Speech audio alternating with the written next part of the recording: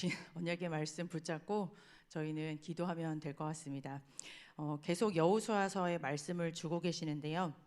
하나님께서 그냥 성경에 있는 말씀이 아니라 이 오래전에 있었던 성경에 있었던 말씀이 지금의 시간표 속에, 교회의 시간표 속에, 그리고 나의 시간표 속에 특별히 제 자신을 딱 볼 수 있는 말씀이 매주 선포가 돼서 앞으로 24장까지 하나님께서 앞으로 주실 말씀이 정말로 기대가 되어지는 강단 말씀입니다. 특별히 이번 한 주간 동안 이제 요단을 드디어 건너서 저희가 길갈에까지 이르게 되었습니다. 강단 말씀을 통하여서 목사님께서 서론에 제가 제목을 안 썼네요. 제목은 가장 중요하다고 주셨기 때문에 제목을 적겠습니다. 제목은 길갈의 기념비를 세우자입니다. 세우자. 다른 거는 다 잊으셔도 제목만이라도 기억하시면 되겠습니다. 19절에서 24절 4장 전장이라고 보시면 되겠습니다. 40년 동안 묵상해 보셨다고 하셨는데요. 40년 묵상하면서 저는 처음에 하나님께서 이렇게 제목에 주신 이 길갈이라는 단어가 가장 먼저 좀 와닿았습니다. 여호수아서 4장 19절에 잘 기록이 되어져 있는데요. 드디어 요단을 건너서 요단강 건너 이제 가나안 땅에 딱 도착한 것이 이제 길갈이라는 곳에 도착을 한 건데요.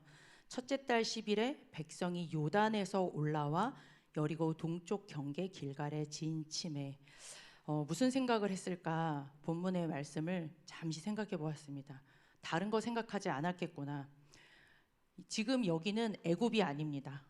광야도 아닙니다. 애굽도 통과하고 광야도 통과한 하나님의 약속의 땅, 나의 노력과 전혀 상관없이 하나님께서 이루시겠다고 약속하신 그 언약의 여정에 가장 축복된 예수 그리스도가 오실 그 땅, 세계복음화의 그 땅, 가나안 땅에 누구의 은혜로 왔습니까? 100% 전적으로 하나님의 은혜로 여기에 왔구나 하고 지난 40년 동안의 여정이 생각났을 것 같았습니다. 담임 목사님도 그렇게 생각이 드셨겠지만 여기에 길갈에 딱 오른 그 여호수아 모든 백성들이 다는 기억할 수 없겠지만, 왜냐면 1세대들은 하나님이 먼저 불러가셨잖아요. 그렇지만 그것을 다 본 여호수아 갈렙 같은 경우에는 얼마나 하나님의 은혜가 크게 느껴졌을까. 어떤 은혜였습니까? 구원의 은혜였습니다.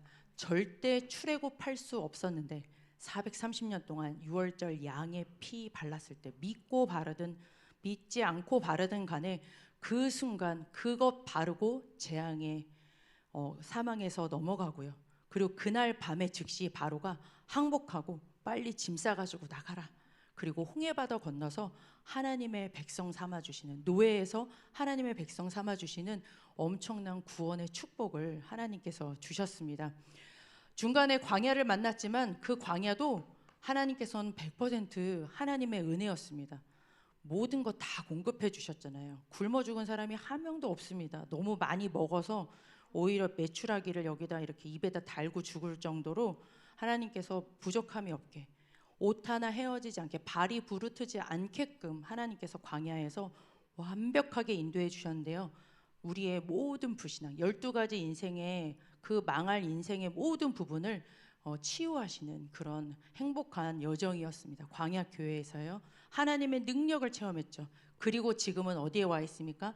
하나님께서 약속하신 그 엄청난 그 배경 속에, 천국 배경, 세계복음화의 언약의 땅, 그 가나안 땅에 바로 처음으로 딱 발을 디딘, 이거는 누가 봐도 하나님의 100% 은혜였는 줄 믿습니다. 뿐만 아니라 이 길갈에 오기까지 하나님의 은혜를 전달한 영적 스승이 있었죠. 목사님도 말씀 주셨지만 여기 광야교회에 가장 중요한, 하나님께서는 광야교회의 당회장 목사님이신 모세 목사님을 여기에 세우셨습니다. 그리고 지금은 이제 여호수아로 바뀌었지만요. 하나님께서는 그냥 이 여정을 이끄시는 것이 아니라 정확하게 하나님을 계속 바라볼 수 있도록, 우리는 평생 불신앙만 하다가 갈 수밖에 없기 때문에 하나님이 이렇게 은혜를 주셨어도 얼마나 많은 불신앙 속에서 저희가 많이 속았습니까? 그래서 아예 성막을 제일 가운데다가 딱 놓고 모든 창문이, 그 200만의 백성들의 창문이 전부 다 성막을 바라봐서 문 열면 그냥 성막이 보일 수 있도록.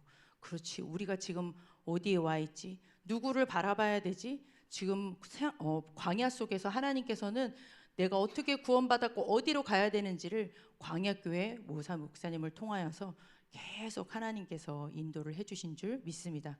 저희는 아까 우리 장로님께서 기도해 주신 것처럼 21세기 안디옥 교회, 사랑교회, 그리고 장희서 목사님 통하여서 여기까지 하나님께서 인도하신 줄 믿습니다. 그리고 하나님께서는 이제 남은 인생이 있습니다. 기념비라는 제목에 있는 것처럼 사람은 꼭 하나는 남기잖아요. 영적인 존재라서 좋은 것을 남기기도 하고 영적인 문제를 남기기도 하고, 참 신기하죠. 얼굴만 담는 게 아니라 목소리도 담더라고요. 제가 늘 말씀드리는 그 알코올 중독, 그 영적 문제 가지고 진짜 저희 집에 십자가, 제가 제 동생에 대해서 좀 이렇게 마음이 아픈 부분이 있는데 목소리까지도 똑같은 게 저희 아들이거든요. 그래서 전화를 받으면 제가 깜짝깜짝 놀라는 게, 제가 지금 저희 집에 첫째랑 통화를 하고 있는지 아니면 제 아픈 가슴인 막내 동생하고 통화를 하고 있는지 모를 만큼 목소리도 닮습니다. 그런데 영적인 거는 하물며 그것도 동일하게 3, 4대 더 심하게 쭉 전달이 되지 않습니까? 그런데 하나님께서 너무 감사하게 이미 주신 은혜도 감사한데, 그리고 날마다 그 말씀을 따라서 결국은 하나님께서 지금 전도운동, 기념비를 남기는 인생이죠. 한 단어로 말한다면 우리를 통하여서 하나님을 볼 수 있도록 하나님께서는 이 기념비를 특별히 여호수아서 이따가도 주신 말씀 확인하겠지만요, 4장 24절 끝에 보면 진짜 기념비가 무엇인지 잘 나와 있습니다. 여러 가지 기념비가 많이 있을 수 있을 겁니다. 12돌, 눈에 보이는 12돌도 기념비가 될 수 있고, 홍해가 갈라지는 것도 기념이 될 수 있고, 요단이 갈라지는 것도 기념이 될 수 있는데, 가장 중요한 기념비는 무엇이냐? 우리 인생을 통하여서 우리 후대들이 이 구원의 축복이 무엇인지 알 수 있으면 그것이 가장 큰 기념비인 줄 믿습니다. 하나님께서 우리 인생을 완벽하게 치유하시고 세계복음화의 여정 가게 하시는 그것이 어떤 축복인지 세상에선 알려주지 않기 때문에, 근데 보이지 않습니다. 그래서 우리를 통하여서 하나님께서는 마지막 이제 후대를 이 구원과 치유와 배경, 특별히 이 교회의 축복, 가장 중요한 것은 또 교회의 축복이지 않습니까? 교회에 다녀야 되는 이유라고 말씀을 주셨는데요, 교회를 통하여서 이 하나님의 은혜가 전달되기 때문에 이 교회가 얼마나 축복인지 하나님은 알게 하시려고 이번 한 주간 동안 하나님께서는 교회의 40년 축제 속에 중직들을 세우시는 엄청난 하나님께서 은혜를 저희들에게 주신 줄 믿습니다. 이미 다 사랑교회에 계신 분들은 중직이신 줄 믿습니다. 후대들이 저희를 보고 따라갑니다. 저는 어제 수요 예배를 드리면서 한 6가지의 기념비를 이제 조영길 목사님이 쭉 얘기를 해주시는데, 그거를 계속 반복해서 보면서 후대들이 이런 질문을 했습니다. 후대들이 내 뒤통수를 보면서 뭘 보고 있을까? 겉모습은 볼 게 없고 뒤통수, 진짜 나의 진짜 모습을 통하여서 하나님께서 원하시는 이 구원의 축복, 유일한 그리스도의 축복을 봤으면 좋겠다. 내 인생은 볼 거 없지만 내 인생 부족해도 우리가 그리스도께 달려가면 모든 치유가 다 있어. 그것을 봤으면 좋겠다. 나를 통하여서 세계복음화의 축복을 봤으면 좋겠다. 교회가 욕을 먹고 있지 않습니까? 후대들이 교회를 잘 도망갑니다. 대청이 되면 아주 이제 합법적으로 잘 도망을 가는데요, 도망가래도 가지 않는 이 교회의 축복을 우리 후대들이 봤으면 좋겠다. 하나님께서는 지금 그래서 여기 이 길갈의 시간표에 이 축복 주시기 위해서 여기까지 우리를 인도하신 줄 믿습니다. 하나님께서 주신 은혜를 오늘 다시 한번 확인하면서 감사기도 회복하는 그런 오늘이 되었으면 좋겠습니다. 하나님께서는 이 은혜 속에 우리를 이제 기념비 세우는 인생으로 우리를 여기까지 인도해 주신 줄 믿습니다. 3가지 기념비 말씀을 해주셨는데요, 한 지역의 전도지교회 말씀을 해주셨습니다. 저희가 주신 말씀 그대로 나의 수준과 상관없이 그냥 붙잡고 기도하는 것이 가장 중요한 시간표인 줄 믿습니다. 나를 통하여서 가장 중요한 건 나보고 뭘 하라는 게 아니라 복음화된 나라고 있습니다. 어떤 나입니까? 요런 나죠.